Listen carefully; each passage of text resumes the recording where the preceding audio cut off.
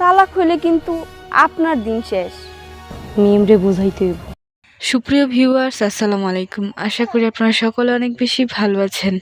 Viewers, সালাউদ্দিকে যেমন এক হাতে পুরো বাড়ির কাজ করতে হয়, তেমনি সালাউদ্দি আমেনাকে বিয়ে করে নিয়ে আসার পর সালাউদ্দির সৎ মা আমেনাকে দিয়ে পুরো বাড়ির কাজ করায়। আমেনা কাজের মেয়ে দেখে সালাউদ্দির বাড়ির সকলে আমেনাকে অবহেলা করে। সালাউদ্দির বাড়ির সকলে আমেনাকে নাম ধরে ডাকে, তাকে নাকি কেউ ভাবি বলে ডাকতে পারবে না। আর রাফা আর ফাতেমা আমেনাকে বলে তাদের দুজনকে যেন ম্যাডাম বলে ডাকা হয়। সালাউদ্দি ও সালাউদ্দির বাবার সামনে সবাই আমেনার সাথে ভালো ব্যবহার করে, তারা চলে গেলে আমেনার সাথে আবারও দুর্ব্যবহার করে। আমেনার পক্ষে শুধু মিম আমেনাকে অনেক সাপোর্ট করে। তাই আমেনার শাশুড়ি চিন্তা ভাবনা করছে কিভাবে আমেনা ও মিমের মধ্যে ফাটল ধরাবে, তাদের দুই জায়ের সম্পর্ক কিভাবে নষ্ট করবে। তো ভিউয়ার, সত্যের মৃত্যু নেই নাটকের 6 নম্বর পর্বটি কবে আসবে আজকের এই ভিডিওতে জানিয়ে দিব।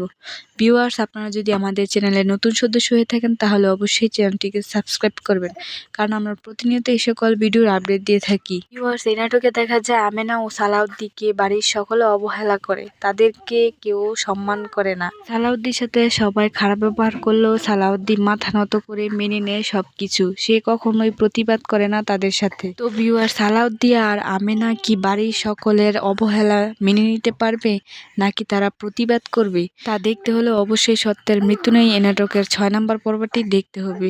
তো বন্ধুরা, চলুন আর বেশি কথা না বাড়িয়ে জানা যাক সত্যের মৃত্যু নেই এই নাটকের 6 নম্বর পর্বটি কবে আসতে চলেছে। বন্ধুরা, এই নাটকটি আসতে চলেছে আগামী 29 তারিখ বিকেল 3 ঘটিকায় ঈগল ড্রামা সিরিজ ইউটিউব চ্যানেলে।